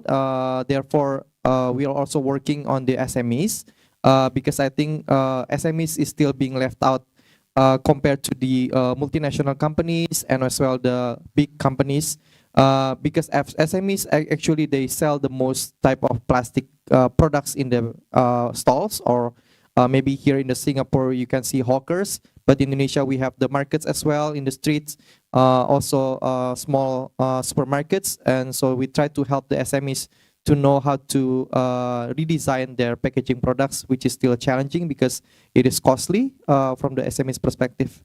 I think that is so far that I can share. Thank you very much, Andy. Yes, it's also interesting to bring to the table our small and medium enterprises. Yes, and I can relate to that also in the Philippines, because that's also the situation. Well, this wraps our question and answer portion. Thank you very much to our speakers and panelists and thank you, audience, for very interesting questions. We hope to see you also ask these questions and have a lively discussion in our upcoming events in the future. At this point, we'd like to share with you something about the developments of our website over at the Regional Knowledge Center for Marine Plastic Debris. And we'd like to introduce to you the private sector platform, for which we have a video that we'd like to share with everyone. Is it ready? Oh, okay. Oh, first, I would like to introduce Ms. Elsa Noviani, who will share more about the private sector platform. Yes, hello everyone. It's a pleasure to meet you here. My name is Elsa, and I would like to introduce a little bit about. So basically, this series of event is part of our mandates to promote the private sector initiative in reducing marine plastic in the region. But prior to organizing this event, what we did was we launched what we call as a private sector platform, which can be found on our website. So this platform, just like this webinar, aims to promote the initiatives of the private sector. It could be products, services, or technologies contributing to the reduction of plastic pollution. So maybe for you to get to know more about the platform, we can play the video.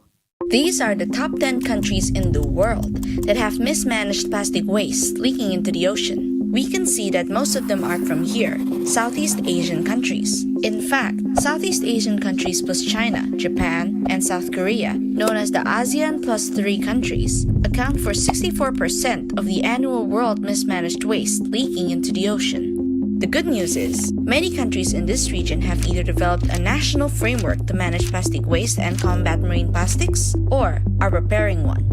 ASEAN as a group has also started an initiative by launching the ASEAN Regional Action Plan for combating marine debris in the ASEAN member states. Meanwhile, in the ASEAN plus 3 countries, a growing number of environmentally conscious companies are trying to reduce plastic waste, which often end up in the ocean. For example, instead of offering a new plastic product every time a container is empty, a person can bring the empty bottle and refill the content at a refill shop, which will significantly reduce the amount of plastic used in the process. Not only that, companies with new and innovative technologies have also come up with products with less impacts on the ecosystem once accidentally discarded in the environment. Some companies are also proposing to improve the unsustainable way with which sometimes plastic waste has been dealt by offering an enhanced segregation, collection, and management of plastic waste. Currently, many recyclable plastics are discarded with other non-recyclable trash, but with a better consciousness of the citizens and with the help of plastic recycling companies, such plastics can have a second life. With the support of the private sector, it is possible to create a society where the consumption and production of plastics are sustainable and the circularity of plastics is ensured. To acknowledge these private initiatives and inspire others to do the same, the Regional Knowledge Center for Marine Plastic Debris, RKC MPD of area, has created the private sector platform to showcase company products, services, or technologies that help reduce plastic waste. If your companies have similar initiatives, share your stories on our platform now. Go to rkcmpd-area.org/the-private sector platform and be part of the business communities that contribute to the reduction of plastic waste and marine plastic debris in this region. Together, we can make a difference.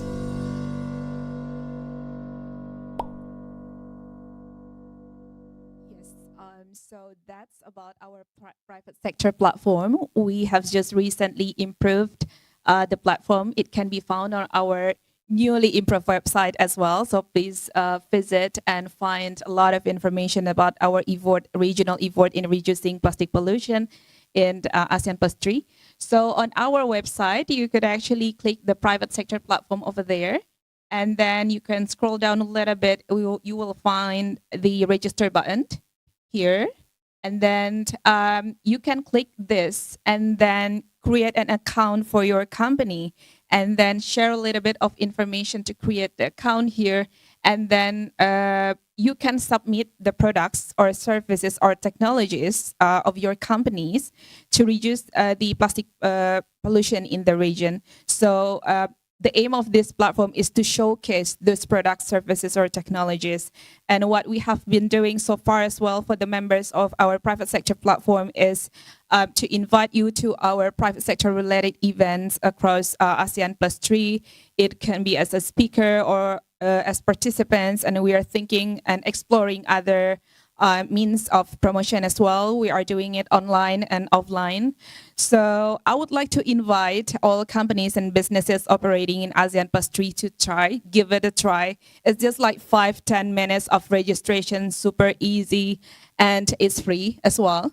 So yeah, we would like to invite you, our on-site and online participants, if you are representing private sector in the region, so please do register and we can sort of build a network of private sectors who are actually contributing to the reduction of plastic waste in the region. If you have any questions, please shoot us the question. You can contact us through our website or social media as well, and we will guide you through the registration process. So yes, please visit our website and register your companies or businesses on our private sector platform. Thank you so much.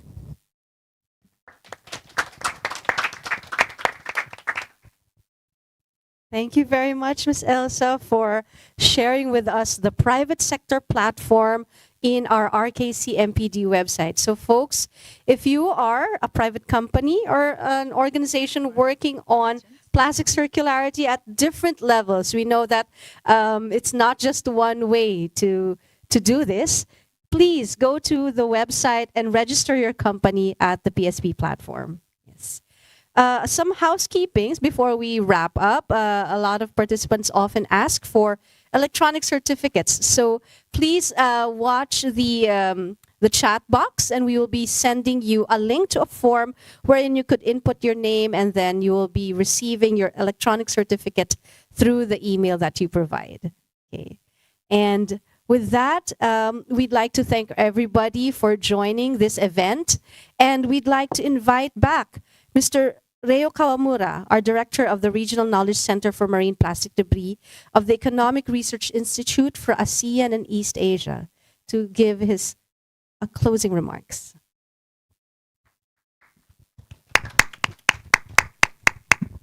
Thank you, Mary-san. Thank you very much for joining this very, very informative session of the private sector platform. There is all of the panelists has provided much information to be learned for the future countermeasure against the plastic pollutions. And there are many fundamental questions are posted from audiences. So it was very insightful section, I guess. I'm not confident to cover everything, but the most umbrella principles was provided. I believe it was provided from Mr. Joel Yap. He said that problems are opportunities. This is the fundamental topics all of the panelists has covered in this session. Not only Singapore, which suffered from the constraint of the landfill capacities. Of course, Japan was also suffered from, and now also suffered from the constraint of the landfills. That's why the comprehensive EPR schemes of the packaging waste has been established. And as presented, as explained from Mr. Andy, Indonesia and other ASEAN member states are suffered from mismanagement and the lack of the capacity of the waste management of the plastic waste. That's why every country, including Japan, Singapore, and Indonesia, has set up some EPR schemes to try to solve this big one of the big global crisis, that is the plastic pollution. In order to solve this kind of huge problems, as Mr. Manifanan mentioned, that 5 A's approach would be very beneficial. Awareness, ambition, alignment, action, and adjustment. Maybe Singapore has already aligned with this kind of the 5 A's approach, but also Indonesia is also catching up this kind of the effort. Indonesia, as Andy explained, Indonesia has set up the comprehensive regulations to promote voluntary action by each companies to promote and implement EPR actions. And Indonesia also faces with some typical geographical barriers, such kind of the archipelago countries has problem about the transport and logistics issues. Because of this kind of the challenges, many plastic waste cannot be valuable to be recycled, as Kojima-san explained in his presentations. So maybe not all plastics can be recycled, and some kind of the plastics cannot be sold to the other recycling industry. So that's why this causes some mismanagement. In this kind, faced with the problems, some Indonesian private sectors has found opportunities. Instead of promoting recycling, they have started their own reuse project. And in order to promote collections, they have introduced its own digital collection systems. So in this case, we can see again that problems can be opportunities to solve the problem. And the solution, providing the solution is not the work. It's not only the work of the government. Private sectors has played the significant role, especially Mr. Joel Webb and Mr. Jerry Su and Ms. Ishen has provided what happens after some plastic initiatives is implemented on the ground. For example, Mr. Jerry Webb has illustrated how we can provide a second life to the plastic waste. His company's name, Semula, is to refresh in the Malaysian languages. And before going to Semula stages, in Japanese, it reminded the one Japanese word, mottainai.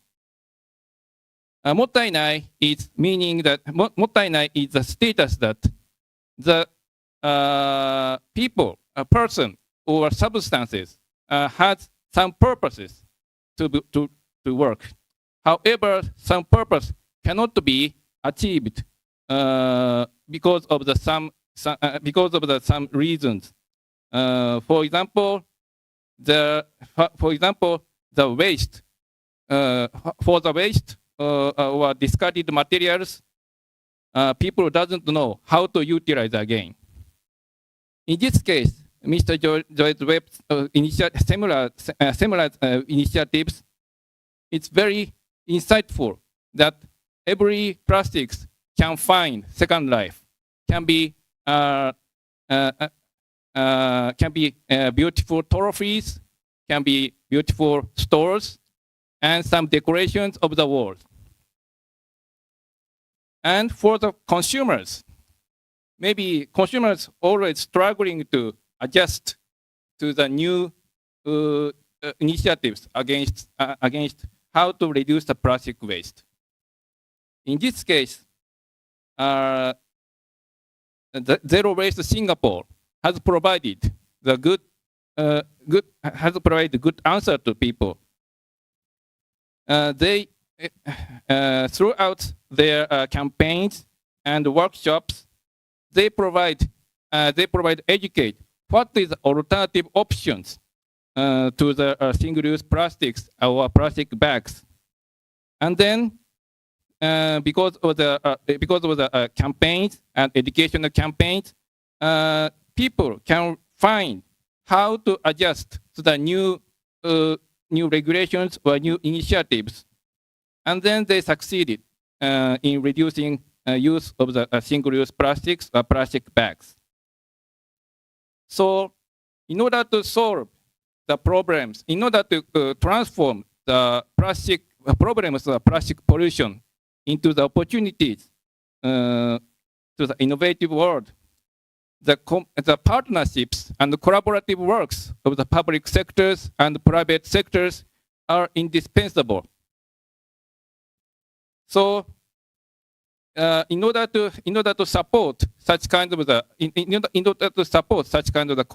collaborative works, Singapore has already set up some partnerships programs, and Indonesia has also set up such kind of program under the support of the GIZ. And lastly, area is also working to support such kind of the partnerships under these PSP platforms. So I'd like to encourage you, all of you again, to join such kind of the partnerships and collaborative works to combat plastic pollution. Thank you very much.